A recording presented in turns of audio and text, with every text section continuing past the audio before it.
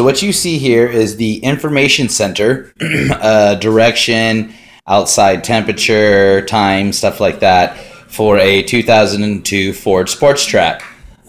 This is a common thing for these information centers to go out on them.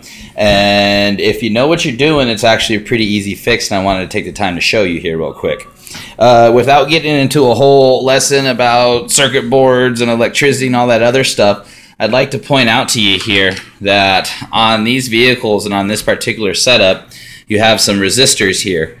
You have 1, 2, 3, 4, 5 resistors. And if you just drop, and you got to forgive my solder job there, it's kind of in a rush, but if you just drop some solder on here and then clean it up a little bit, these two resistors right here are what control the brightness on your display.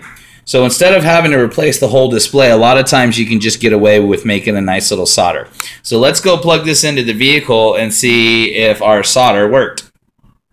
Okay folks, we got our new solder connections together. We've got our information center plugged back in to check to see if our solder connections worked.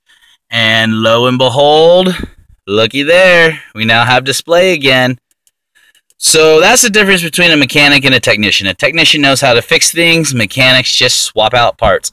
So this should make my customer pretty happy. Once I get this back together, this will all look good again, as I know this is one of the things that they had wanted to get working. And I was able to do this at no extra cost to them.